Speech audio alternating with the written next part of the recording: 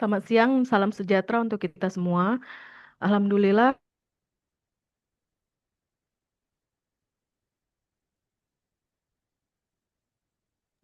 puji Yang dan syukur kita panjatkan kehadiran full dalam meeting ini untuk mengikuti kegiatan sosialisasi panduan penyusunan proposal pengabdian kepada masyarakat tematik edisi 10 sumber pendanaan non-PNBP USU tahun anggaran 2026 yang dilakukan secara daring pada hari ini Bapak boleh naik ya pengajian ketiga ya.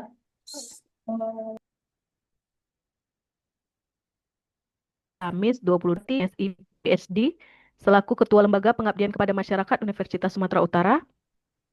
Yang kami hormati Ibu Dr. Mutia Nauli, SPSI, MSI Psikolog, selaku Sekretaris Lembaga Pengabdian kepada Masyarakat Universitas Sumatera Utara, serta yang kami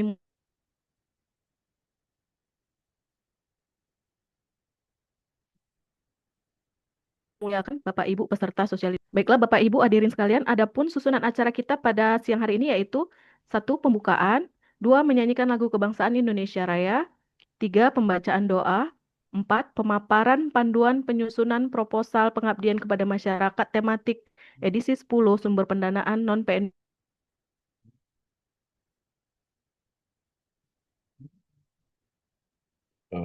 GPL PPM USU tahun anggaran 2020 mendengarkan kata pembuka, langsung saja kita masuk ke acara berikutnya, yaitu menyanyikan lagu kebangsaan Indonesia Raya. Kepada Bapak Ibu, semua dimohon untuk menyalakan kamera, bersikap sempurna dan menonaktifkan mikrofon.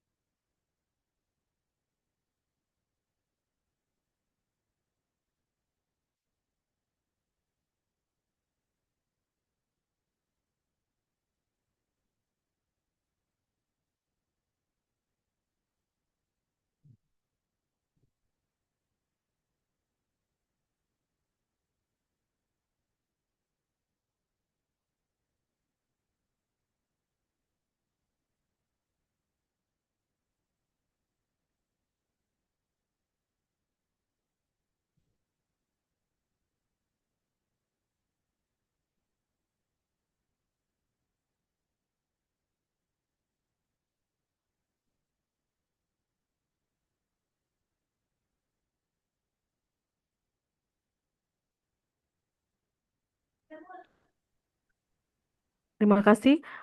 Baiklah, kita masuk ke acara berikutnya, yaitu pembacaan doa yang akan dibawakan oleh Saudara Irfan Syahputra. Kepada Saudara Irfan, dipersilakan. Baik, terima kasih Saudari Putri. Bismillahirrahmanirrahim. Assalamualaikum warahmatullahi wabarakatuh. Salam sejahtera bagi kita semua. Hadirin yang berbahagia, marilah kita berdoa menurut agama dan kepercayaan kita masing-masing. Dan izinkan saya untuk memandu dengan tuntutan agama Islam. Mari kita tundukkan kepala, hati, dan jiwa kita sejenak kepada Allah Subhanahu wa Ta'ala untuk memohon keridhoannya atas kegiatan sosialisasi panduan penyusunan proposal pengabdian kepada masyarakat edisi 10 sumber pendanaan non-PNBP LPPM USU tahun anggaran 2026 yang akan kita laksanakan sekarang ini. A'udzubillahi minasyaitonirrajim. Bismillahirrahmanirrahim. Alhamdulillahirabbil alamin. Wassalatu wassalamu ala asrafil amyal mursalin wa ala alihi wa ashabihi azmain. Ya Allah, di siang ini kami hadapkan diri kepadamu. Kami tundukkan hati kami, bermunajat kepadamu, ya Allah. Kami pasrahkan jiwa dan raga kami kepadamu, ya Allah. Hadirkanlah kekusukan dan keikhlasan dalam doa kami. Ya Allah, di dalam pengawasan-Mu di siang ini, kami berkumpul dalam acara sosialisasi panduan penyusunan proposal pengabdian kepada masyarakat edisi 10 sumber pendanaan non-PNBP LPPM USU tahun anggaran 2026. Ya Allah, bukalah pintu hati kami, berikanlah pemahaman dan jalan keluar dari setiap permasalahan kami. Ya Allah, ya Rabbi, jadikanlah kegiatan kami sebagai bentuk nyata ibadah kepadamu, ya Allah. Kami berlindung kepadamu, ya Allah, dari kejahatan, kecurangan, dan dusta. Hari ini kami akui, ya Allah, semua nikmat-Mu dan kami akui dosa-dosa kami, ya Allah. Maka ampunilah kami, karena tak ada yang bisa mengampuni dosa-dosa kami, ya Allah, melainkan Engkau, ya Allah. Rabbana atina fid dunya hasanah wa fil akhirati hasanah wa qina azabannar wa qina azabannar. Walhamdulillahi rabbil alamin. Assalamualaikum warahmatullahi wabarakatuh. Waalaikumsalam warahmatullahi wabarakatuh. Terima kasih kepada Saudara Irfan. Baiklah Bapak Ibu hadirin sekalian, selanjutnya langsung saja kita masuk ke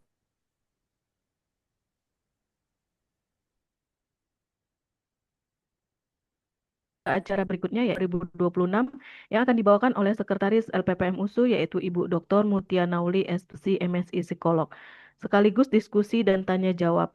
Kepada Ibu Mutia kami persilakan. Ya, makasih banyak, Putri. Assalamualaikum warahmatullahi wabarakatuh. Apakah suara saya kedengaran, Ibu Bapak sekalian? Terdengar, Bu. Oke, terima Dengar, kasih. Bu. Oke, terima kasih. Yang Assalamualaikum macet ini, warahmatullahi Kak.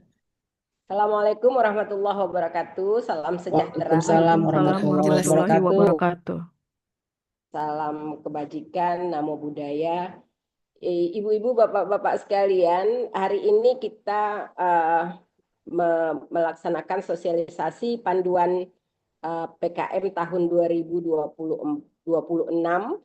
Jadi memang ada beberapa hal yang relatif baru dibandingkan pengabdian tahun 2026 untuk dana non PNBP ini.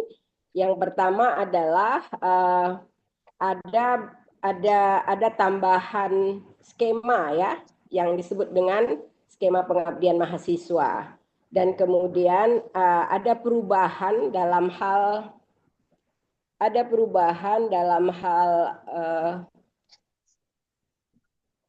persyaratan untuk jadi ketua ya, dalam hal ini ketua pengabdian. Mari kita lihat apa-apa saja yang kemudian yang menjadi hal penting dalam pelaksanaan PKM tahun 2026 ini.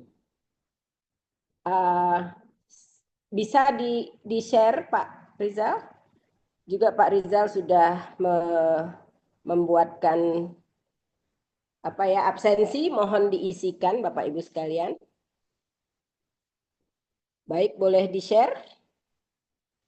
Lanjut ke halaman berikutnya, Pak Rinal.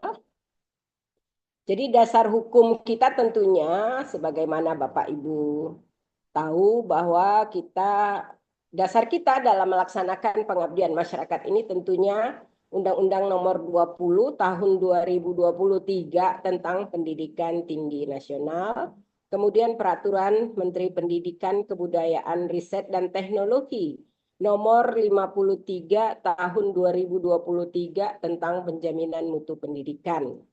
Dan kemudian kita juga memiliki aturan main Peraturan Rektor Universitas Sumatera Utara Nomor 25 Tahun 2023 tentang pengelolaan pengabdian kepada masyarakat di lingkungan Universitas Sumatera Utara, dan juga Perjanjian Kinerja LPPM USU tahun 2026. Nah, ini tentunya menjadi dasar kita dalam melaksanakan kegiatan pengabdian masyarakat ini. Artinya arahannya tentunya dari dasar hukum ini. Adapun latar belakangnya tentu saja kenapa kita kemudian membuka skema-skema dari PKM USU ini. Yang pertama tentunya ada amanat ini tentang pendidikan nasional yang menegaskan pada pasal 1 ya, kewajiban perguruan tinggi untuk melaksanakan kegiatan pengabdian kepada masyarakat. Nah, itu juga merupakan tentunya pengabdian sebagaimana kita tahu bahwa merupakan salah satu kegiatan Tridharma perguruan tinggi, yakni program pengabdian kepada masyarakat PKM yang pelaksanaannya dikoordinir oleh Lembaga Pengabdian kepada Masyarakat Universitas Sumatera Utara LPPM USU ya, kita menyingkatnya. Dasar pelaksanaan kegiatan pengelolaan program pengabdian kepada masyarakat USU ini dilaksanakan oleh LPPM USU dengan Pertor USU nomor 25 tentang pengelolaan pengabdian masyarakat di lingkungan USU. Mulai tahun 2024, Lembaga Pengabdian kepada Masyarakat Universitas Sumatera Utara menyelenggarakan kegiatan pengabdian kepada masyarakat tematik, kita sebutnya ya. Jadinya kemudian umumnya mengambil tema dari tujuan pembangunan berkelanjutan atau SDGs ya, Sustainable Development Goals, dan program internasionalisasi dari Universitas Sumatera Utara. Nah, SDGs yang jadi prioritas LPPM tentunya prioritas USU begitu ya. Meskipun tentunya tidak terbatas, ini tujuannya adalah supaya kita bisa lebih mengarah. Tujuan pertama itu tanpa kemiskinan, no poverty. Jadi kalau yang dilakukan terkait dengan tujuan 1, pengentasan segala bentuk kemiskinan di semua tempat, ini tentunya dibacakan, dituliskan pada latar belakang dari proposal Ibu Bapak sekalian gitu ya. Tujuan 3 itu kehidupan sehat dan sejahtera, good health and well-being, menjamin kehidupan yang sehat dan meningkatkan kesejahteraan seluruh penduduk semua usia. Nah, kemudian juga semua usia dan tentunya semua jenis kelamin ya Bapak Ibu sekalian. Di sini berarti termaktub juga tujuan 5 barangkali. Nah, tujuan 4 itu pendidikan berkualitas, quality education. Menjamin kualitas pendidikan yang inklusif, artinya no left behind-nya itu akan lebih terasa dan merata. serta meningkatkan kesempatan belajar sepanjang hayat untuk semua. Jadi pendidikannya itu semua usia, bukan hanya pendidikan formal gitu ya. Dan tujuan 15, ekosistem daratan, live online. Saya kira ini tentunya jadi sangat relevan. Oh ya, yang saya ingin ungkapkan juga perubahan kita adalah harapan kita untuk pengabdian berorientasi pada penanganan kebencanaan yang jadi persoalan kita di Sumatera Utara ya, dan yang melanda Aceh, Sumatera Utara, bencana yang melanda Aceh, Sumatera Utara dan Sumatera Barat itu tentunya terkait erat juga dengan masalah live online ini gitu ya. Apa isinya? Pengelolaan hutan secara berkelanjutan, melawan perubahan lahan menjadi gurun, menghentikan dan merehabilitasi kerusakan lahan, menghentikan kepunahan keanekaragaman hayati. Dan ternyata juga dia sumber perkara ya untuk kejadian kebencanaan yang melanda wilayah kita.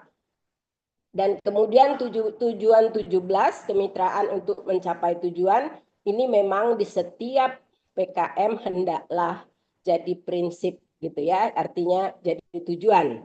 Partnership of the Goals ini menghidupkan kembali kemitraan global demi pembangunan berkelanjutan. Kita kemudian juga melihat baik dari penanganan bencana dan lainnya kebijakan tanpa kolaborasi kemitraan itu akan menyulitkan kita. Ini semuanya tentunya jadi tujuan-tujuan yang diharapkan Bapak Ibu sertakan, adakan di pendahuluan dan tentunya relevan dengan pengabdian yang dilakukan. Next. Nah, lokasi pengabdian kita tentunya namanya pengabdian selalulah berdasarkan kewilayahan ya, itu istilahnya. Ada lokalnya, ada lokasinya gitu ya. Dalam kegiatan pengabdian kepada masyarakat, lokasi menjadi salah satu tujuan dan sasaran bagi pelaksana pengabdian, sehingga analisis situasi untuk lokasi tertentu itu menjadi keharusan dalam kita melakukan pengabdian, dan itu tertera dengan jelas di proposal pengabdian kita. Yang kedua, prioritas mitra akan diutamakan dalam penetapan pendanaan 2026. Ini ketentuan yang memang berlaku di setiap tahun gitu ya. Sehingga memang prioritas mitra ini akan dituliskan juga tentunya di buku pedoman yang sudah dirilis. Sudah ya, Bang Rinal? Sudah tampilkah buku pedoman Belum, Bu. kita? Belum. Oh belum, segera setelah Ya, ini ya. kami akan menguploadkan gitu ya buku panduan di SIM Abdimas. Dan kemudian wajib bagi pengabdi untuk menunjukkan lokasi dalam bentuk peta yang detail dari lokasi pelaksanaan kegiatan pengabdian. Jadi ini perlulah hendaknya diperhatikan dalam membuat proposal. Nah, kemudian juga nomor 4, lokasi pengabdian diprioritaskan di Provinsi Sumatera Utara ya. Jadi memang yang diprioritaskan itu di Provinsi Sumatera Utara, namun ada yang lokasi-lokasi di luar Provinsi Sumatera Utara. Khusus misalnya lokasi pengabdian kolaborasi nasional itu diprioritaskan berada di provinsi perguruan tinggi mitra. Jadi misalnya, apalagi misalnya kalau seperti lokasi bencana yang ada di Aceh Tamiang gitu ya, atau di Sumatera Barat, memungkinkan dilakukan dengan adanya kolaborasi dengan perguruan tinggi nasional lainnya. Jadi misalnya dengan UNSAM ya, Universitas Samudra, saya kira kalau Bapak Ibu punya rekan itu dengan kolaborasi ini, dan diharapkan juga pihak rekan atau LPPM wilayah perguruan tinggi di mana kita berkolaborasi, diharapkan juga untuk bisa menyertakan pendanaannya. Itu jadinya sekarang jadi ketentuan gitu ya, karena itulah artinya kemitraan. Itu kira-kira yang nomor 5, lokasi ya. Dan kemudian next, Bang Rina?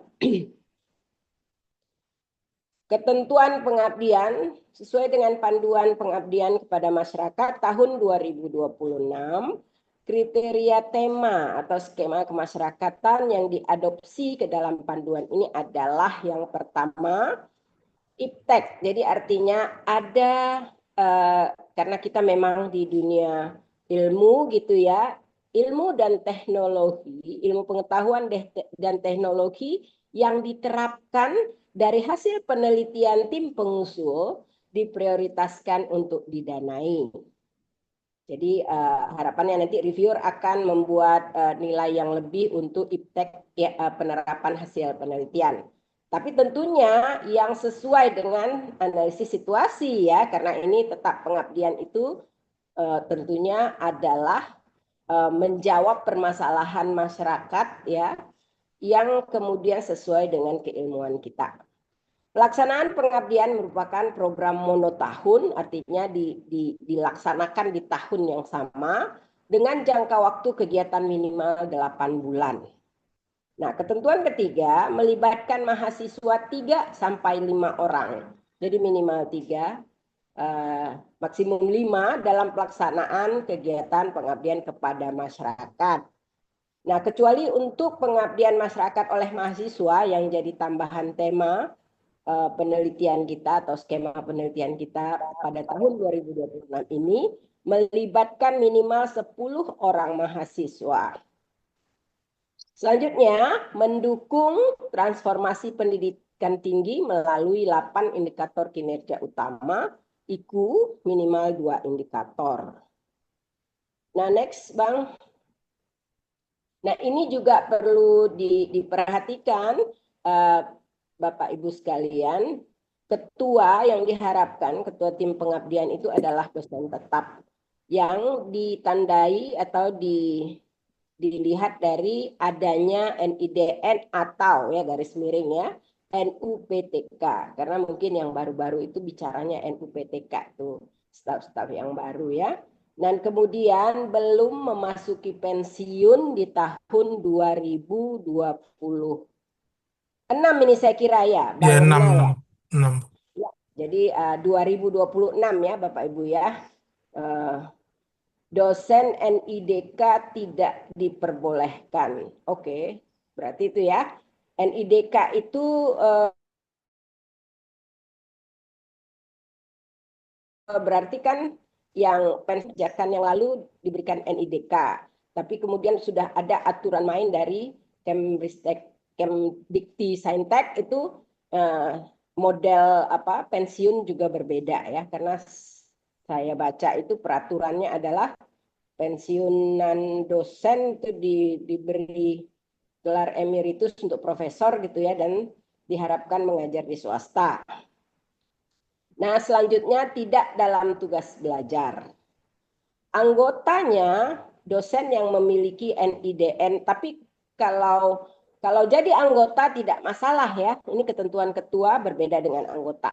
Yang tidak boleh NIDK adalah pada ketua, sementara pada anggota it's okay saja. Tapi kalau dalam tugas belajar itu tidak diperkenankan. Ini aturan main yang relatif baru saya kira ya. Dosen memiliki NIDN, NIDK, NUPTK salah satunya ya. Tidak dalam tugas belajar, jumlah anggota maksimal 4 orang. Ya rasanya ini juga jadi bertambah ya, tadinya 3 orang, sekarang 4 orang.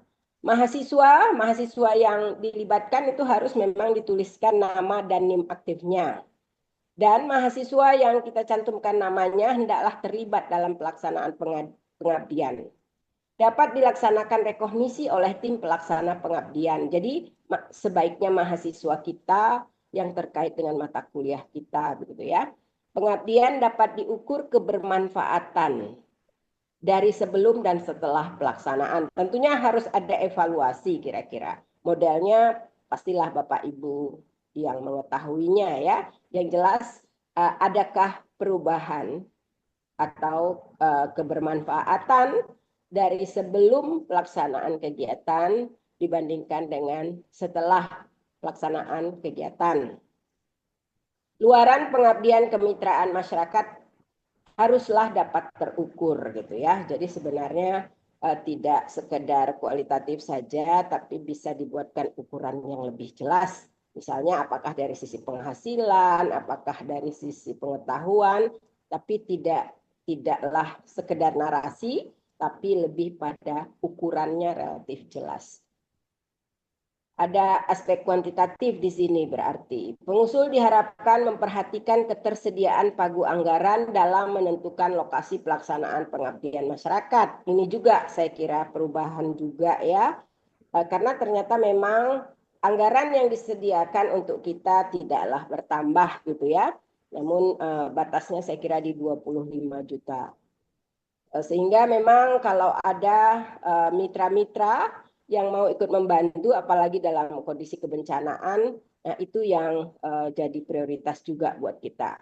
Dan juga lokasi, kalau Bapak Ibu buat lokasi di Nias gitu ya, itu akan susah sekali karena untuk ongkosnya aja itu kita agak kesulitan, sementara pelaksanaan harus di lokasi. Judul proposal harus linear dengan bidang ilmu tim pengusul, tim ya Bapak Ibu ya. Jadi hendaklah ada di antara anggota tim yang terkait dengan judul proposal. Oke, tidak ketua tapi hendaklah salah satu anggota. Next. Ketentuan, lanjutan ketentuannya mitra. Kita harus punya mitra dan itu juga harus diupload ya dengan surat pernyataannya. Mitra pengabdian minimal kepala desa lurah atau sederajat. Artinya nanti kalau kita melakukan Monef, kita bisa mendatangi mitra ini dan bisa mendapatkan persetujuan dari organisasinya gitu ya. Mitra sasaran melampirkan surat pernyataan kesediaan kerjasama dengan materai 10.000. Dapat mengusulkan dengan mitra prioritas pada lampiran. Bisa dilihat di lampiran buku pedoman ada mitra prioritas. Kuota usulan. Jadi tentunya untuk membuat distribusi yang lebih merata, maka satu pengusul hanya dapat mengusulkan maksimal 2 judul dengan ketentuan 1 usulan sebagai ketua dan 1 usulan sebagai anggota atau 2 usulan sebagai anggota. Jadi kalau udah jadi anggota 2 skema, 2 judul maksud saya, maka tidak diperkenankan lagi untuk usulan yang lainnya. Baik jadi ketua atau jadi anggota. Atau jadi ketua 1 usulan lagi jadi anggota. Nah, untuk lokasi pengabdian tidak boleh di lingkungan Universitas Sumatera Utara. Jadi ini sudah jadi ketentuan kita sudah lama gitu ya. Lokasi maksimal 200 km atau masih dapat lebih dengan ketentuan masih dalam Provinsi Sumatera Utara dengan tadi ya tetap memperhitungkan alokasi biaya yang tersedia. Khusus pengabdian kolaborasi nasional dilaksanakan di luar Provinsi Sumatera Utara, di mana mitra perguruan tinggi kita berada. Next, komponen biaya. Nah, ini juga penggunaan anggaran. Ini kemudian memang ketentuan dari Kemdikti-Saintek kita sudah boleh membuatkan honorarium. Tapi untuk ketentuan di LPPM KUSU, komponen honorarium yang diajukan maksimal 10% dari total dana yang diusulkan. Dialokasikan kepada tenaga kerja lapangan, tenaga ahli atau profesional, dan atau narasumber yang bukan berasal dari tim pengusul, mahasiswa yang terlibat dalam pengabdian. Pembayaran honor mengikuti standar biaya masukan yang berlaku. Jadi ada SBM-nya Bapak Ibu sekalian ya. Komponen biaya teknologi dan inovasi yang diajukan minimal 40% dari total dana usulan. Komponen biaya ini hanya mencakup alat dan bahan yang berkaitan dengan teknologi dan inovasi yang akan diserahkan kepada mitra. Ini kita memang menyerahkan itu ya, biaya teknologi dan inovasi itu untuk mitra kita. Nah, itu disertakan dengan berita acara serah terima aset istilahnya ya. Itu minimalnya 40%, lebih boleh. Beda dengan honorarium tadi, maksimalnya 10%, di atasnya enggak boleh gitu ya. Komponen biaya pelatihan yang diajukan maksimal 30%. Komponen ini mencakup penyelenggaraan workshop, lokakarya, fokus group discussion, pelatihan, seminar yang berkaitan dengan tahapan pelaksanaan kegiatan, serta dapat meningkatkan kualitas pembelajaran, kualitas produk unggulan, dan produktivitas proses produksi di luar biaya perjalanan, konsumsi, investasi peralatan, teknologi, dan bahan untuk mitra. Komponen biaya perjalanan yang diajukan maksimal 15% dari total dana yang diusulkan. Biaya ini mencakup biaya perjalanan dalam negeri, enggak boleh luar negeri ya Bapak Ibu sekalian, untuk pelaksanaan kegiatan dan uang harian perjalanan atau uang saku perjalanan, tentunya berbeda dengan skema internasional. Komponen biaya lainnya maksimal 5% dari total dana yang diusulkan. Komponen ini mencakup biaya pengelolaan seperti biaya luaran, pendaftaran pengurusan sertifikasi paten hak cipta, pendaftaran jurnal, seminar nasional atau internasional. Jadi maksimalnya adalah 5%. Next. Nah, kita masuk pada tema atau skema program pengabdian kepada masyarakat. Yang pertama, dan memang ada khusus sejak awal kita punya tema pengabdian mitigasi bencana. Nah, apa syaratnya? Ketua berpendidikan S2 dengan jabatan fungsional lektor. Mohon maaf Bapak Ibu sekalian, kita memang ada perubahan di sini. Yang tadinya asisten ahli masih bisa, tapi sekarang jabatan fungsionalnya lektor untuk ketua. Anggota pengabdi sebanyak 2 sampai 4 orang. Jadi minimumnya 2 Bapak Ibu sekalian. Ya, tidak 1 tapi 2. Dan maksimumnya 4 orang. Silahkan anggotanya dari 2 hingga 4 orang. Jadi tim itu bisa 3 sampai 5 orang, termasuk ketua. Pelaksana memiliki kepakaran yang multidisiplin ilmu. Ini juga saya tekankan kembali gitu ya. Cara paling mudah adalah cari rekan dengan fakultas yang berbeda. Anggota pengabdi boleh dosen, tenaga pendidik, asisten ahli, lektor atau lektor kepala. Nah, ketentuan kelima, ketua dan anggota tidak sedang dalam tugas belajar. Adanya pendanaan dari mitra dapat diprioritaskan untuk disetujui. Jadi mitra misalnya kepala desa, ada dana desa yang ikut serta itu diprioritaskan, atau ada dana CSR ya dari BUMN misalnya itu diprioritaskan. Pengabdian kesehatan, tema kesehatan, ketua berpendidikan S2 dengan jabatan fungsional lektor, anggota pengabdi sebanyak 2-4 orang, pelaksana memiliki kepakaran yang multidisiplin. Tampaknya di semua skema multidisiplin ilmu ini jadi keharusan. Anggota pengabdi boleh dosen, tenaga pendidik, asisten ahli, lektor atau lektor kepala. Jadi boleh aja ya yang belum asisten ahli nampaknya ini, tapi sebagai anggota. Ketua dan anggota tidak sedang dalam tugas belajar. Tugas belajar ini kelihatannya memang karena prioritasnya belajar, diharapkan untuk ya belajar begitu ya. 6. Adanya pendanaan dari mitra dapat diprioritaskan untuk disetujui. Memang ini juga adalah ketentuan bersama untuk keempat skema ini. Nanti tentunya lebih dari 4 ya. Skema pengabdian mitigasi bencana, skema pengabdian kesehatan, skema pengabdian ekonomi dan sosial juga. Ketua berpendidikan S2 dengan jabatan fungsional lektor, anggota pengabdi sebanyak 2 sampai 4 orang, pelaksana memiliki kepakaran yang multidisiplin ilmu, anggota boleh dosen, tenaga pendidik. Jadi tenaga pendidik yang asisten ahli, lektor atau lektor kepala. Ketua dan anggota tidak sedang dalam tugas belajar, adanya pendanaan dari mitra dapat diprioritaskan. Saya kira hal yang sama juga untuk pengabdian kebermanfaatan lingkungan. Waktunya 8 bulan minimal, biayanya di 25 juta. Jadi ya begitulah ketentuan kita. Next yang nomor 5 namanya pengabdian kemitraan. Nah ini wajib ya, kalau tadi pendanaannya prioritas, maka pendanaan dari mitra untuk pengabdian kemitraan, karena memang judulnya kemitraan, adalah ada ya.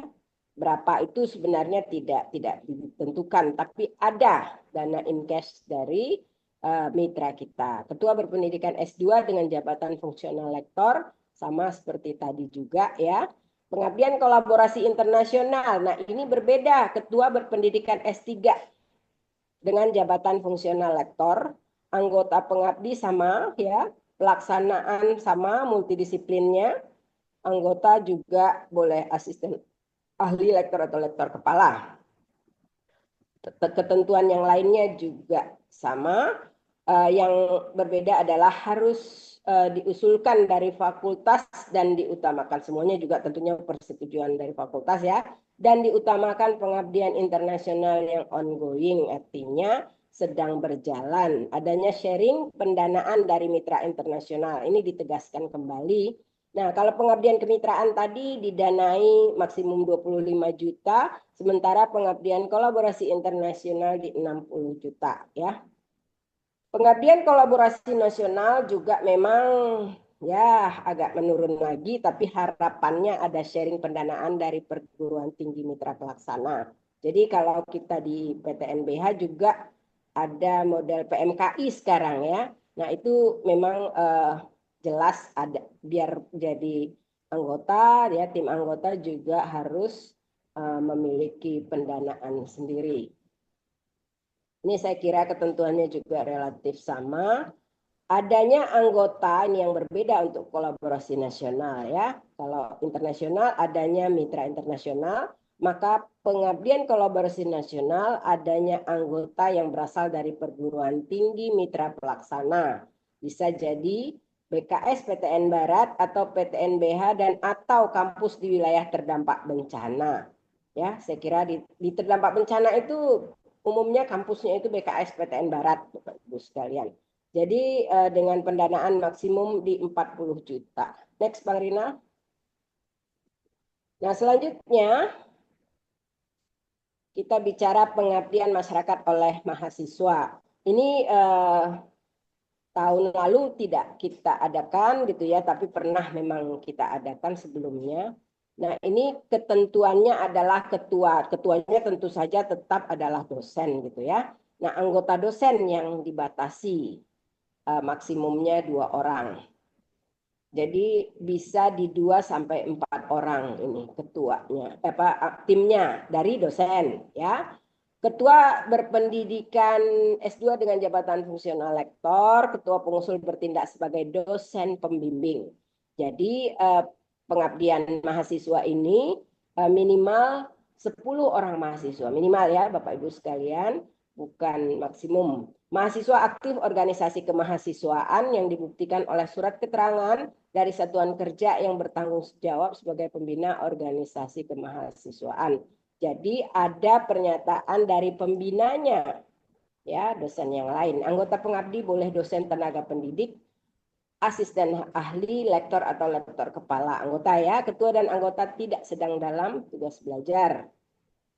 Pengabdian masyarakat perintis ini tentunya kita berkoordinasi dengan fakultas yang melaksanakan, karena LPPM akan mengawali, artinya melakukan review, melakukan monef, namun pendanaan diserahkan pada fakultas masing-masing sehingga menyesuaikan ya, biaya menyesuaikan dengan fakultas yang melaksanakan pengabdian kepada masyarakat perintis atau pemula. Ketua berpendidikan S2 dengan jabatan fungsional asisten ahli dan belum pernah mendapatkan pendanaan pengabdian kepada masyarakat. Ya, pelaksana memiliki kepakaran yang multidisiplin tetap, harapannya sih meskipun dari fakultas multidisiplinnya. Anggota boleh dosen, tenaga pendidik, asisten ahli, lektor atau lektor kepala, ketua dan anggota tidak sedang dalam tugas belajar. Next, Bang Rina. Nah, sekarang kita beranjak ke luaran wajib dan luaran tambahan. Jadi kalau di sini pengabdian mitigasi bencana, maka publikasi internasional dan terakreditasi serta jurnal terakreditasi Sinta 1 atau 2 enggak wajib ya, itu tambahan saja. Tapi jurnal nasional ber-ISSN terakreditasi Sinta. Kan banyak ya terakreditasi Sinta sampai Sinta 6. Publikasi media cetak online wajib adanya, kemudian publikasi video kegiatan YouTube wajib, publikasi internasional tentunya tidak wajib gitu ya. Pemakalah juga tidak wajib, pemakalah forum ilmiah, HKI tidak wajib, produk tersertifikasi tidak wajib gitu ya.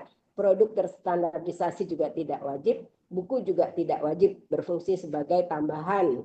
Buku ber-ISBN atau tidak ber-ISBN gitu ya.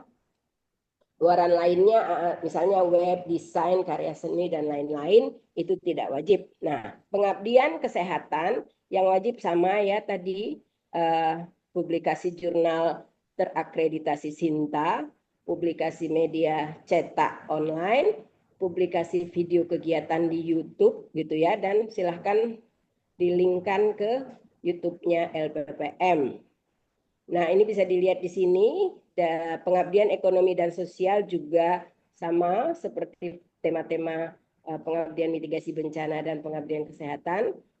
Pengabdian kebermanfaatan lingkungan juga luarannya sama. Pengabdian kemitraan juga ditambah publikasi internasional ya, kemitraan dan publikasi video kegiatan di YouTube juga ya, itu tambahannya. Dan kemudian untuk pengabdian internasional yang wajib adalah jurnal internasional terakreditasi atau jurnal terakreditasi Sinta 1 atau Sinta 2. Itu pengabdian internasional wajib ya. Tapi nasional nggak wajib. Yang lainnya juga wajib publikasi internasional. Yang lainnya adalah tambahan. Kolaborasi nasional, demikian pula publikasi nasional ber-ISSN terakreditasi Sinta yang wajib, publikasi media cetak online wajib, video kegiatan di YouTube juga wajib. Oke, baik, next. Nah, jadwal pelaksanaan ini yang perlu kita jaga bersama. Ibu-ibu dan bapak-bapak sekalian. Yang pertama, sosialisasi panduan penyusunan proposal yang sedang kita jalankan tanggal 22 Januari 2026. Tentunya kami meminta proposal ke seluruh fakultas mulai besok hari ya. Masa submitnya mulai 26. Jadi ada sih masa tenggang 3 hari gitu ya. 26 Januari sampai 20 Februari masa submit proposal oleh dosen. Mohon diperhatikan batasan waktu yang ada gitu ya.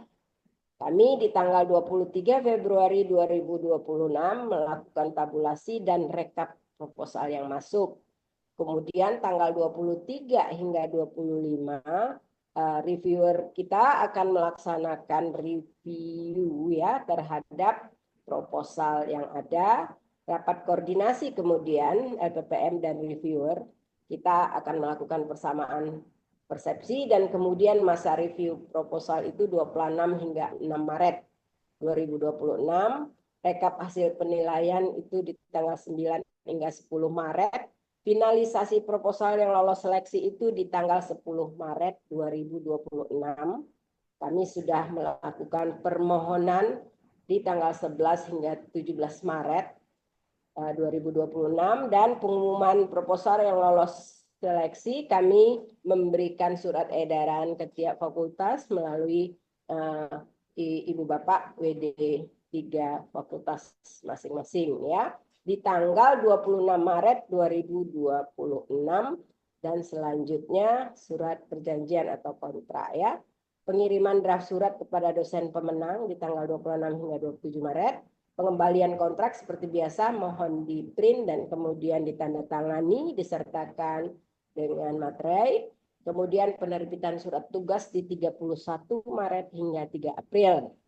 Revisi proposal melalui simabdimas.usu.ac.id di tanggal 30 Maret hingga 3 April.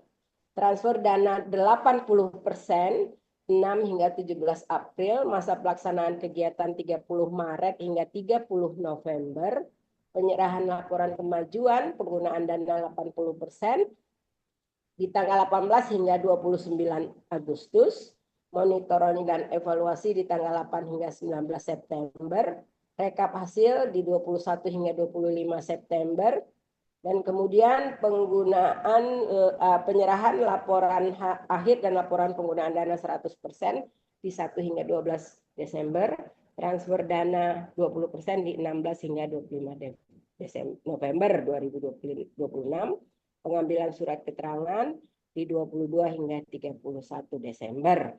Demikian Ibu Bapak sekalian untuk jadwal pelaksanaan program. Next, kita bicara secara umum. Next, Bang Rina. Nah, jadi 60% dari kuota pendanaan kepada kegiatan pengabdian pemulihan pasca bencana. Jadi tema-tema ini tentunya sebaiknya Bapak Ibu arahkan pada tema-tema kegiatan pengabdian pemulihan pasca bencana. Ya, tadi tema-tema kita sudah diungkapkan: mitigasi bencana, kesehatan, ekonomi dan sosial, kebermanfaatan lingkungan, tema kemitraan, pengabdian kolaborasi internasional, dan pengabdian kolaborasi nasional, serta pengabdian masyarakat oleh mahasiswa. Next. Nah, jadi ruang lingkup tema nih. SDGs 15 itu apa kira-kira gitu ya? Upaya pengurangan risiko, upaya kegiatan pemulihan dan adaptasi terhadap dampak terjadinya bencana alam, upaya mitigasi mengurangi dampak segala bencana ini saya rasa ya, bukan hanya bencana alam. Upaya mitigasi dan mengurangi dampak. Pelaksanaan kegiatan pengabdian masyarakat ini diprioritaskan dilaksanakan di daerah terkena bencana alam pada akhir 2025, Kota Medan, Langkat, Karung, ya sebagian, Deli Serdang, Kota Binjai, dan beberapa daerah lainnya. Tema dalam pelaksanaan ini dikaitkan dengan SDGs, ya, tujuan 4, 15, dan tujuan 14, ya. Tujuan pelaksanaan tema membentuk mengembangkan masyarakat yang mandiri dan tanggap akan terjadinya bencana, membantu pemulihan terhadap daerah atau masyarakat yang di daerahnya terjadi bencana alam, membantu meningkatkan ketentraman dan kenyamanan dalam kehidupan masyarakat, meningkatkan keterampilan, kemampuan baca dan menulis atau kegiatan lainnya, ya literasi ya, baik yang soft skill maupun hard skill. Next. Kalau kita bicara good health, juga bicara tingkat kesehatan dan lingkungan. Pemulihan pasca bencana alam yang terjadi di wilayah Sumatera Utara. Ini kita bisa mencantumkan tujuan 3, kehidupan sehat sejahtera, pendidikan berkualitas juga gitu ya. Prioritas dalam pelaksanaan kegiatan pengabdian masyarakat diharapkan dapat mendukung program prioritas pemerintah dan perguruan tinggi dalam bidang kesehatan, Asta-Cita ya. Dan kemudian tujuan pelaksanaannya ini mengembangkan masyarakat mandiri, tanggap terhadap terjadinya bencana, membantu pemulihan, dan ya saya kira menguatkan keterampilan juga di masyarakat kita. Kalau no poverty itu upaya peningkatan ekonomi ya, tema-tema ekonomi dan sosial. Esensinya kita harapkan juga arah Bapak Ibu sekalian adalah pemulihan pasca bencana. Ya, tujuan 1 dan tidak menutup pilihan tentunya pada SDGs lainnya. Tujuannya membentuk mengembangkan masyarakat mandiri yang kehidupan lebih sehat dan lebih sejahtera, peningkatan taraf hidup, meningkatkan ketentraman dan kenyamanan, keterampilan, kemampuan, literasi gitu ya dari masyarakat, soft skill maupun hard skill. Untuk live online gitu ya, upaya peningkatan pemanfaatan berkelanjutan ekosistem, hutan, lahan basah, pegunungan, dan lahan kering. Meningkatkan pengelolaan hutan secara berkelanjutan, menjamin kelestarian ekosistem pegunungan, Nah, ini kan relevan sekali dengan bencana yang kita hadapi gitu ya. Diharapkan mendukung program prioritas bencana ya Astacita, pemulihan pasca bencana alam yang terjadi di wilayah Sumatera Utara, dan temanya tentu saja bisa dikaitkan dengan tujuan 15 live on land dan tujuan SDGs lainnya gitu. Esensinya sama tujuan tema ini. Nextnya partnership for the goals itu ya, itu umumnya semuanya karena memang pengabdian ini mensyaratkan adanya mitra, baik mitra pendamping ya, mitra sumber dana kalau ada tentunya, dan mitra sasaran ya, ini masyarakat. Upaya tujuannya tentu saja ke arah pemulihan pasca bencana alam yang terjadi di wilayah Sumatera Utara dengan tujuan yang sama ya, masyarakat mandiri dan tanggap akan bencana. Kriteria tema, satu, program pengabdian yang diusulkan merupakan program monotahun dengan waktu pelaksanaan minimal 8 bulan. Teks yang diterapkan dari hasil penelitian merupakan prioritas. Dampak dari sebelum dan setelah terjadinya pengabdian dapat terukur ya, indikator evaluasinya ada. Sasaran mitra sesuai dengan mitra prioritas pada lampiran panduan akan menjadi prioritas. Biaya pelaksanaan pengabdian berasal dari dana non-PNBP, Lembaga Pengabdian kepada Masyarakat. Usulan mencantumkan pendanaan dari mitra, baik in-kind atau in-cash, diprioritaskan. Rencana anggaran yang diajukan wajib memperhitungkan kewajiban yang berkenaan dengan komponen pajak. Ya, Bapak Ibu sekalian, biar kita latihan ya. Ini juga terjadi tentunya di kegiatan-kegiatan penelitian Kemendikbud ya, Kemendikbud ya. Usulan dana yang diajukan maksimum 25 juta, adanya sharing sangat diharapkan karena memang tidaklah besar ya 25 juta. Memiliki mitra sasaran, kemudian dalam pelaksanaan kegiatan melibatkan 3 sampai 5 orang mahasiswa. Tanda tangan yang terdapat pada halaman pengesahan, biodata pengusul dan surat pernyataan kesepakatan kerjasama diwajibkan merupakan dokumen asli, bukan hasil pindaian ya. Usulan diajukan melalui laman https://simabdimas.usu.ac.id dengan format PDF dengan ukuran file maksimum 5 MB. Luaran tema, luaran wajib, tadi kita udah ungkapkan juga gitu ya. Luaran tambahan hak kekayaan intelektual, buku ajar, inovasi teknologi, tepat guna, publikasi internasional, makalah pada forum nasional atau internasional, mitra pengabdian berbadan hukum.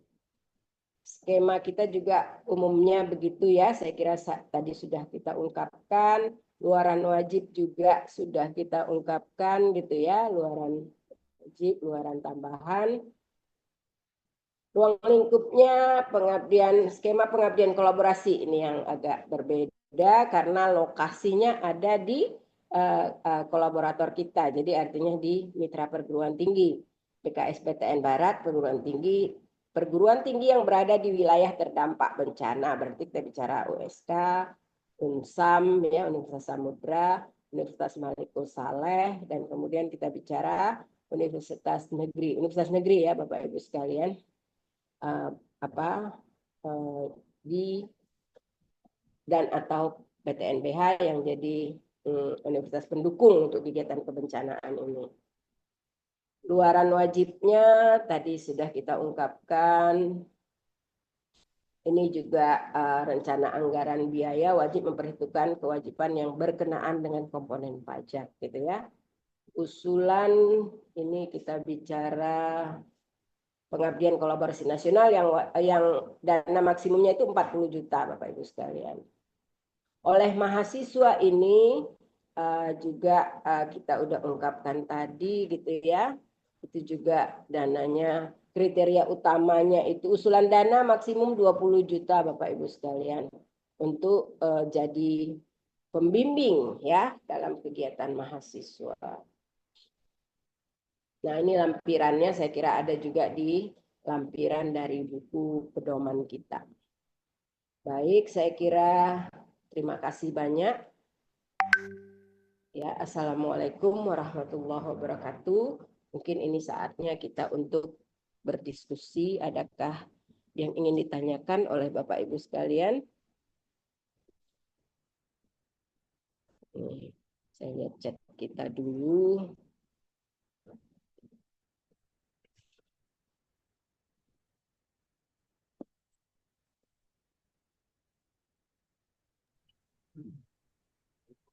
Ya, baik, Bapak Ibu. Mungkin langsung aja kita ke tanya jawab ya, Ibu Mutia. Ya, silakan. Sebelum Bapak Ibu tanya jawab, mungkin ada pertanyaan dari pesan di chat ini dari Ibu Lisa Mawarni, Bu. Apakah boleh melibatkan mahasiswa S3 di Borang Prodi GKM? Ditanyakan kegiatan pengabdian yang melibatkan mahasiswa ini tidak perlu rekognisi tentunya. Satu lagi dari Ibu Evi Karota dari Keperawatan. Apakah kesetaraan mitra, kepala desa atau camat dapat dinilai setara dengan kepala puskesmas? Terima kasih. Mungkin itu dulu dijawab ya, Bu. Ya, baik-baik. Iya, Ibu Mawarni ya kayaknya ya. Lisa Ya, Mawarni, Kak. Ibu. Ya, kalau yang urusan mahasiswa kita masih mengharapkan mahasiswa S1, Ibu. Mahasiswa S1 yang diharapkan untuk jadi pendamping kita di kegiatan ini. Itu Ibu, dan kemudian juga selanjutnya pertanyaannya tadi apa Dari ya Ibu pertanyaan kedua ya? dari Ibu Evi Karota dari Ilmu Keperawatan, Oh, Bu. Kesetaraan apa? mitra kepala desa atau Oh camat ya dapat tentu Bu. dinilai Itu setara oke. dengan Iya Bu. kepala puskesmas. Iya, setara dengan kepala puskesmas, setara juga dengan yang berbadan hukum ya, atau organisasi-organisasi yang ya sebaiknya ada stempel ya Bu ya, kalau bisa gitu ya. Karena memang ibu-ibu PKK juga saya kira punya stempel tuh ya. Ibu-ibu PKK juga oke, kelompok-kelompok lainnya juga oke-oke saja gitu ya. Yang penting nggak boleh personal, UMKM juga bisa gitu ya. Apakah dosen tetap itu gimana ya? Iya, kalau dia memang staf pengajar, oke-oke aja asal anggota, Ibu. Dari dari chat saya lihat selintas. Iya, Putri ya. Ini chatnya saya nggak kelihatan, Iya, sorry Bu. banget. Ya Putri aja ya, saya nggak kelihatan di sini chatnya. Oh, alah. Baik, mungkin tadi Sorry. apakah dosen tetap yang status masih 80% boleh ikut pengabdian? Dosen tetap boleh asal jadi anggota, kecuali untuk yang internasional saya kira. Oke. Ya, Ini ada lagi dari Bapak ya, Bapak Awan Mafira. Apakah dosen dengan status tugas belajar tanpa meninggalkan tugas bisa mengikuti program PKM? apakah? Maaf Putri. Apakah dosen dengan status tugas belajar tanpa meninggalkan tugas bisa mengikuti program PKM? Saya kira sekarang kita udah ini ya nggak ada lagi yang disebut izin belajar ya. Semuanya tugas belajar ya. Jadi saya kira ketentuan itu masih berlaku. Begitu Bapak Ibu, sayangnya memang untuk yang tugas belajar, baik yang dibiayai, yang meninggalkan tugas gitu ya, maupun yang tidak meninggalkan tugas, itu sama-sama tugas belajar sekarang. Statusnya nggak dibedakan. Iya, ada lagi kah Putri dari ini? Kenapa saya nggak Mungkin bisa ini lihat? pertanyaannya sama ya, nih, ini Bapak Adrian Hilman. Iya, Pak Adrian. Eh, apakah bagi dosen yang tidak sedang tugas belajar bisa dibuktikan melalui keaktifan dari SIM SDM? Oh iya, itu saja cukup dari SIM SDM-nya yang Oke. menyatakan bahwa dia tidak sedang dalam tugas belajar. Ya, udah oke. Kalau internal oke, oke aja Pak Adrian.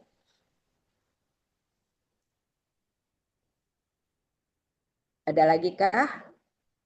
Oke, mungkin ini dari Bu Nur Ulina ya, Bu. Iya, silakan Put.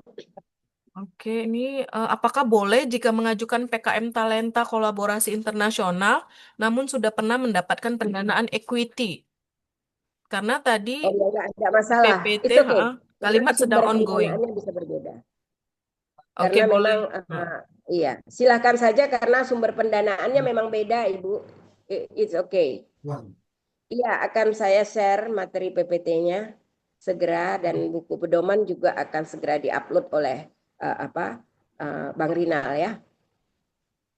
Oke, silakan kita kembali Ya, Bud. Suara Putri nggak begitu kedengaran saya lihat. dari Ibu Evi Karota ini Bu, ada pertanyaan. Silakan kepada Ibu Evi. Ya, Silakan Bu terima Evi. kasih Mbak Putri, terima kasih Prof untuk waktu dan kesempatannya. Yang ingin saya tanyakan terkait dengan kolaborasi nasional. Apakah mitra kolaborasi itu harus perguruan tinggi atau boleh Poltekkes? Itu yang pertama ya. Yang kedua, Poltekkes itu bukan perguruan tinggi kan Bu ya? iya, iya, tetapi dia kan nggak universitas ya Prof ya. Oh iya memang, iya, Ya, iya, apakah iya. itu bisa misalnya Poltekkes Surabaya gitu ya?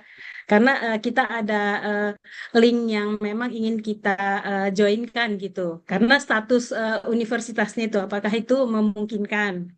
Nah, yang kedua, kalau kita kolaborasi internasional, apakah semua hal terkait dengan administratif, proposal, sampai laporan dan pelaksanaan teknisnya itu nanti, itu kita buat dalam bahasa Inggris atau bisa dalam bahasa Indonesia, tetapi nanti mitra kita ada dari negara-negara yang kita tuju.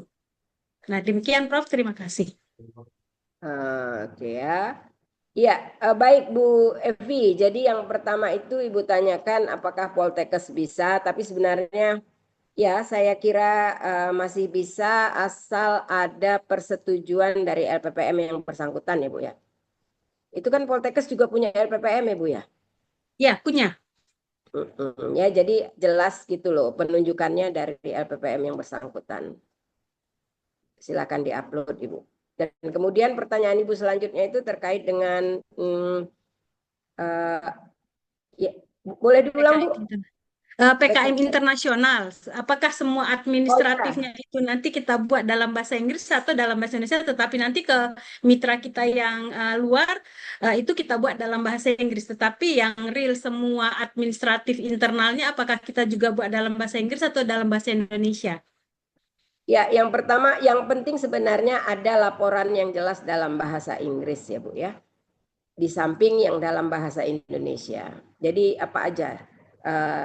Ya, ada laporan bahasa Inggrisnya itu satu, dan kemudian ada jurnal dalam bahasa Inggrisnya. Yang kedua itu. Ya Bu. Baik, terima kasih Bu. Ya, sama-sama. Terima kasih Bu Evi. Nah, kemudian ada lagi, saya kira ada lagi Putri itu. Iya, Saya ini nggak begitu mungkin baca. kita lanjut ke Pak Franklin Asido ya. Ini silakan Pak Franklin Iya, pertanyaannya. izin Bu, izin sebelumnya Silakan, Pak. kebetulan device laptop saya kameranya rusak, jadi saya nggak bisa hidupkan kamera. Saya mau nanya Ibu, saya ini tidak pernah mendaftar sebagai pengabdian talenta. Ada salah satu syaratnya adalah dosen pemula ya, pengabdian pemula yang belum tidak pernah mendaftar. Tapi syaratnya itu ketentuannya bahwasannya belum pernah lulus atau belum pernah mendaftar. Pertanyaannya adalah bagaimana jika dosen tersebut sudah pernah lulus DPPM tahun sebelumnya, tapi dia tidak pernah ikut di Talenta. Dia termasuk kemana ya Bu? Program yang mana? Karena kalau kita mau naik ke atas, kebetulan yang saya pribadi masih asisten ahli, bukan lektor. Lektor dalam proses pengajuan. Bagaimana ya Ibu prosesnya ya Bu? Apakah bisa naik dengan program yang lain atau turun ikut yang pemula? Izin Bu Mutia. Iya, jadi kalau memang masih asisten ahli, disarankan untuk jadi anggota Pak Franklin. Kalau mau jadi dosen pemula ketua, itu juga syaratnya adalah lektor, saya kira. Dan itu memang dari fakultas masing-masing, Pak Franklin usulannya. Halo Pak Franklin, apakah jawaban saya menjawab pertanyaan Pak Franklin? Bu, kalau saya lihat dari PPT Ibu, itu kan syaratnya S2 jabatan fungsional asisten ahli ya, Bu. Itu untuk jadi anggota, Pak. Untuk jadi ketua, hendaklah lektor. Oh, harus lektor juga ya, Bu. Berarti Iya. mau nggak mau harus jadi anggota di ketua ini ya, Bu. Iya, Bapak bisa jadi anggota di tim pengabdian manapun. Oke, baik Ibu, makasih. Ya, sama-sama terima kasih. Oke, Bu, izin Bu, saya mau nanya. Diskusi. Izinnya Bu ya. Silahkan. Oke. Assalamualaikum warahmatullahi wabarakatuh. Waalaikumsalam warahmatullahi wabarakatuh. Saya mengikuti dari tadi nih Bu Mutia. Nah, pengabdian profesor udah nggak ada lagi ya Bu ya? Nah, Iya itu. Bu, jadi Iya. semuanya diarahkan Pak. Jadi model temanya bukan lagi melihat apa ya, model temanya itu tema-tema yang ada, misalnya kesehatan, sosial ekonomi, mitigasi Oke, bencana. iya. Nah, jadinya memang tidak khusus. Artinya semua profesor dengan ketentuan yang sama tadi ya, Iya. itu memang bisa jadi ketua di semua skema, Bu. Oke. Dan juga bisa juga jadi anggota ya? Boleh Bisa juga. dong, bisa Bu. Boleh jadi ketua dan boleh jadi anggota. Jadi anggota ya. Oke. Lektor itu adalah minimal sebenarnya. Maksud Oke. kita ketua adalah minimal lektor. Tapi kalau sudah lektor kepala, sudah profesor, ya bisa aja gitu ya. Jadi ketua. Dengan syarat tidak memasuki masa pensiun di Iya, tahun iya. 2026. Oke, Ya, itu aja Bu. Makasih ya. terima kasih banyak Bu Prof. Oke, Insya Allah kita ketahuan nih Prof. Oh iya, silahkan. Kolaborasi Boleh ya? nasional berarti ya Bu ya, karena itu ya. Iya. Kolaborasi nasional, carilah teman dari Universitas Samudra ada ya. Oh, itu udah masuk Langkat, nasional ya ke Aceh ya, kita ambil ke sana di ya. luar dari provinsi kita. Oke, Ya, jadi siap. saya Insya Allah. Ya. Oke, Terima kasih baik. banyak, Mungkin Prof. ada satu pertanyaan Sama-sama, Bu. lagi dari Izin, Silakan, Bu. Prof. Bapak Adnan Ya. Purba. Silakan kepada Pak Ya. Adnan. Ya, izin Prof bertanya Silakan. mengenai jabatan fungsional tadi. Kalau kita pendidikannya S3 tetapi fungsionalnya masih asisten ahli, apakah bisa apply Prof sebagai ketua? Karena ini masih internal, masa tanya saya seperti itu.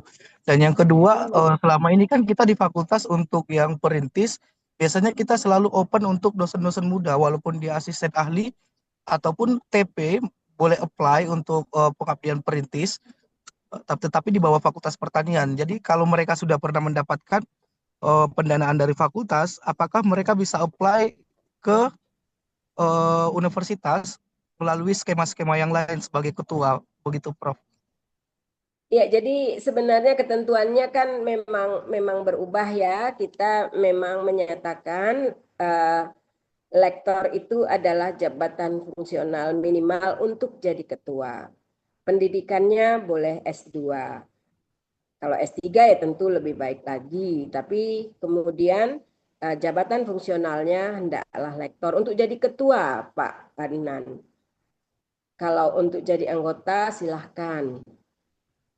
Yang asisten ahli maupun tenaga pendidik saja.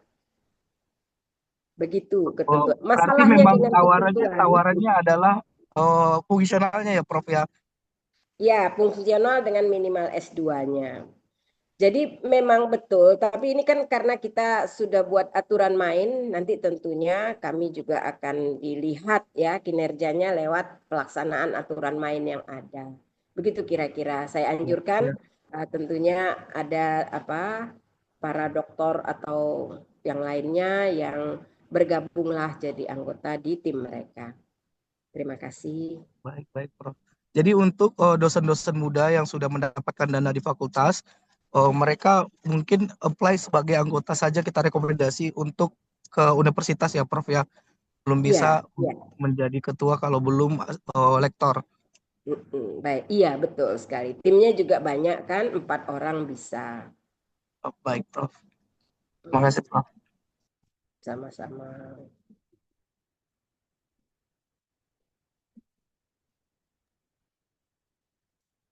Oke, baiklah. Gimana Put? Masih ada chatnya lagi yang bisa kita diskusikan? Mungkin ini ada satu ya Bu dari Ibu Emma Sri Rezeki. Ini sepertinya sudah dijawab tadi ya. Apakah hanya satu kali sebagai ketua dan satu kali sebagai anggota?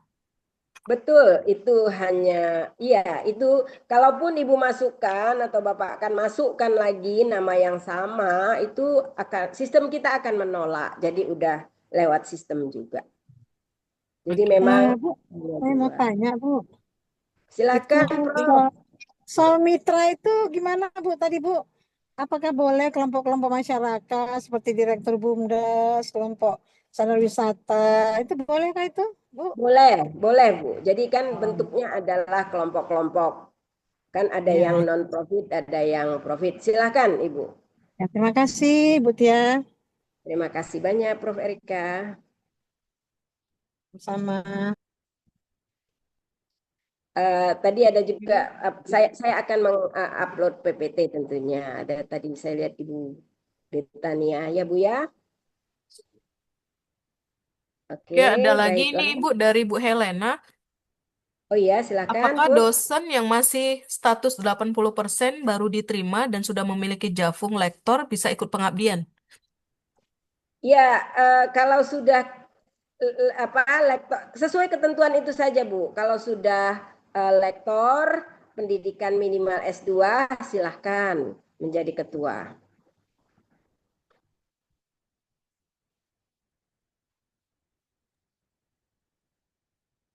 Iya, oke Put. Oke, baik Ibu. Di kolom chat sudah habis. Mungkin Bapak Ibu ada yang mau ditanyakan kembali. Adakah Oh silahkan Bu Afla. Silakan Ibu Afla. Terima kasih, Bu Ketua. Maaf Ibu, apakah saya saja yang tidak mendengar? Bagaimana Put, suara Ibu kedengaran nggak ya, Put? Iya, kedengaran.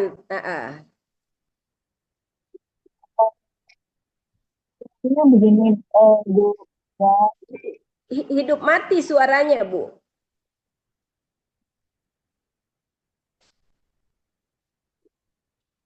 bentar ya, Bu. Oke, sudah dengar Ibu. Silakan Ibu. Hilang lagi suaranya Bu. Kurang deras suaranya.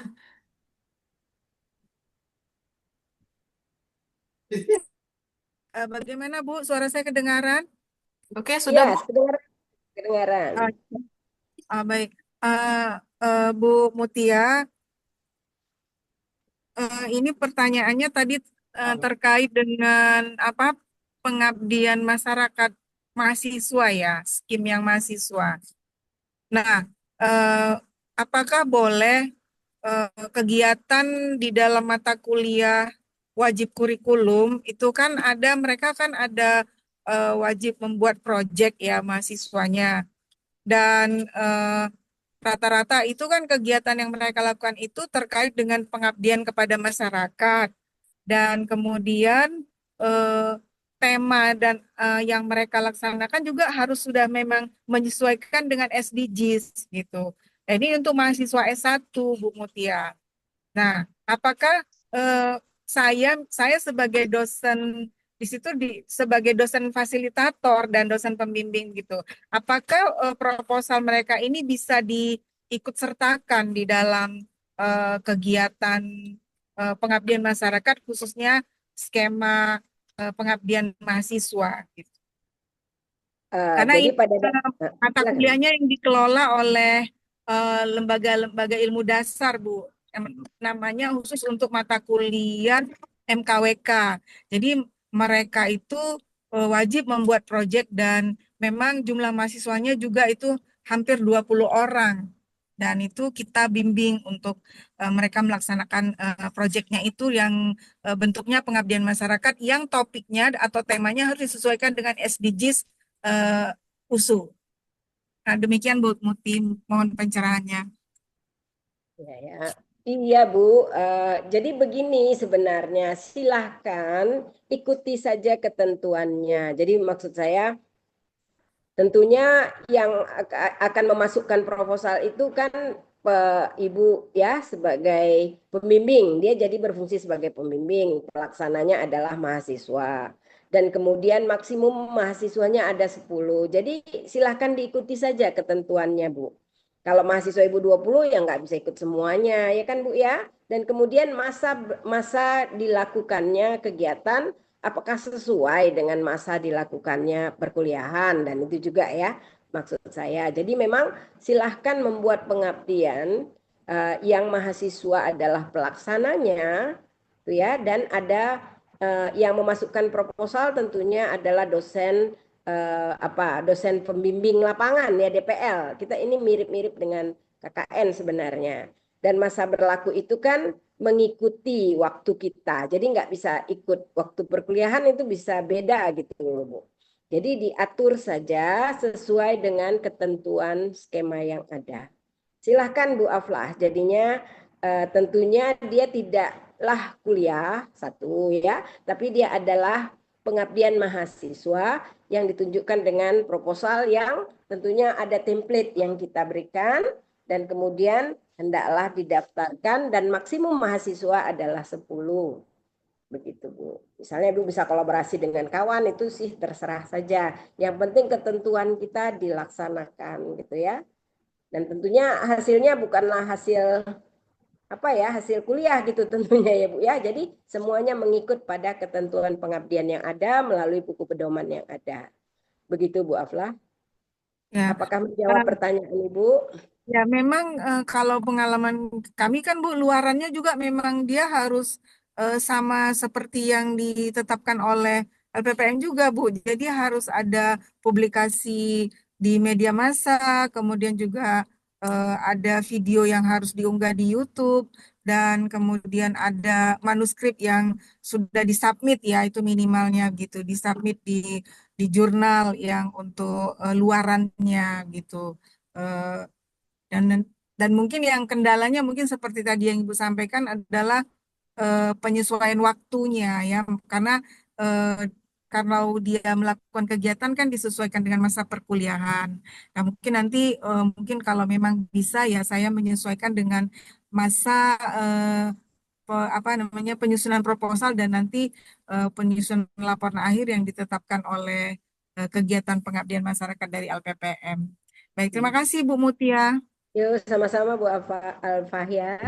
Silahkan menyesuaikan dan mengikuti ketentuan yang ada. Terima kasih banyak. Baik, ada lagi kah yang mau kita diskusikan? Ibu-ibu, bapak-bapak sekalian? Mungkin ada satu lagi nih Bu dari kolom chat Bu. Dari Ibu Amanatul.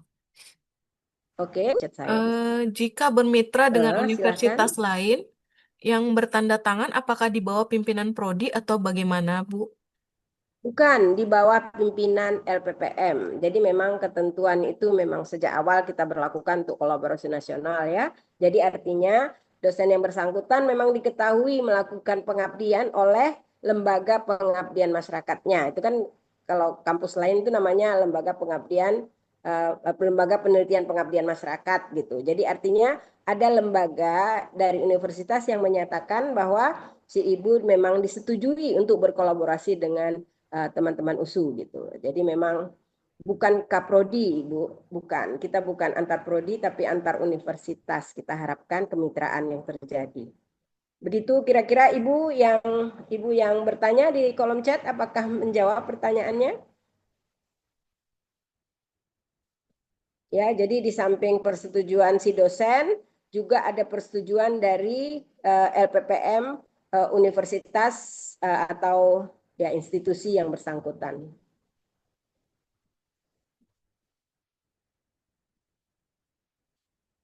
Sudah.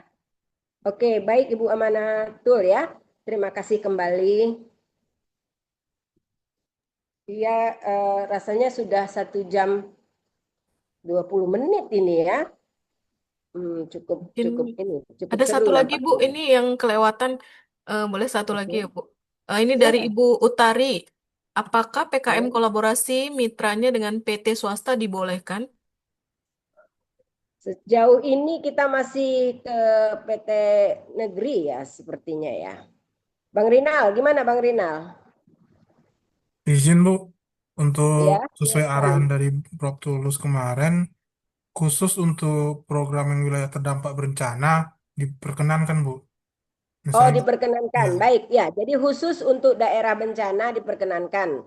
Tapi nggak bisa berarti di Jawa ya. nggak bisa, Bu. Jadi di daerah bencana aja. Jadi untuk kasus kebencanaan khusus diperkenankan untuk swasta. Tadi Ibu Amanatul kah? Ibu apa? Sorry, maaf saya. Ibu apa Ibu tadi? Utari, Bu. Oh, Ibu Ibu Utari. Utari. Ya. Jadi Ibu Utari boleh untuk yang di daerah-daerah terdampak bencana banjir apa ini hidrometeorologi ini. Iya, iya, iya. Ya, Baik, jadi Prof. ya, Cuman itu boleh kan untuk PTN agak kesulitan juga kita, Prof. Kalau mau misalnya oke, keseluruhan. silahkan. Tapi di ini ya Bu ya, daerah terdampak bencana ya Bu Utari ya. Ya, ya ini Prof, memang makasih, Prof. sama-sama Ibu. Makasih, Prof. Sudah nggak ada yang kelewatan lagi, Bu Putri? Sudah, Bu, di kolom chat sudah terjawab semua. Baiklah, saya kira Tadi ya. tadi. Dan Terima kasih PPT-nya banyak. udah di-share, Bu, ke kolom chat.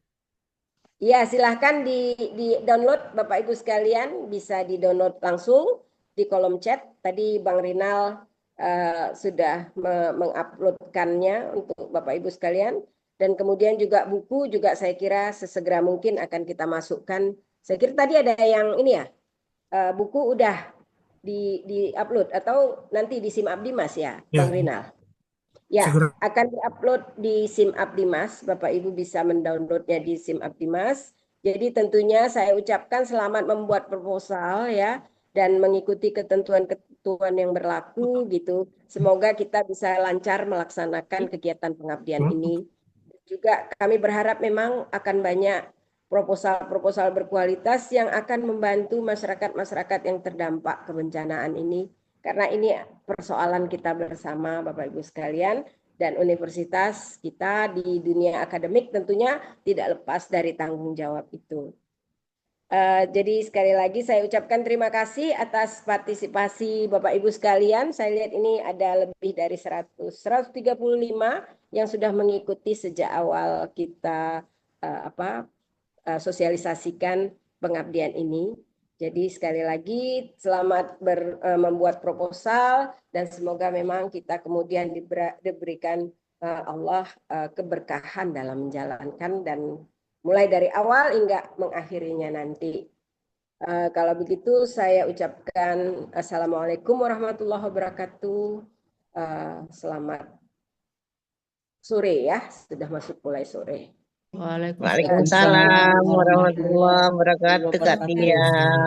Sehat-sehat. Izin kepada Bapak Ibu, sebelum kita menutup Zoom ini, baiknya kita bisa mengambil foto bersama untuk menyalakan kamera masing-masing kepada Bapak Ibu. Silakan kita bisa berfoto bersama. Bagi yang bisa membuka kameranya, kami mohon untuk membuka kameranya. Baik, kita mulai dari slide pertama. 1, 2, 3. Baik, kita masuk ke slide kedua. 1, 2, 3. Baik, ke slide ketiga. 1, 2, 3. Slide keempat. 1, 2, 3. Baik, slide terakhir. Kelima. 1, 2, 3. Baik, Bapak Ibu, saya mewakili panitia yang bertugas menyampaikan mohon maaf atas salah kata dan perbuatan. Wabillahi taufik walhidayah. Wassalamualaikum warahmatullahi wabarakatuh. Waalaikumsalam warahmatullahi wabarakatuh. Terima kasih. Terima kasih, Bu. Terima kasih semuanya. Sama-sama. Izin, Le. Ya. Ya, Kak. Kalau memang yang ongoing yang Mas, PDF Kakak. PHP aja berarti ya kan, Prof? Terima kasih, Kak Tia.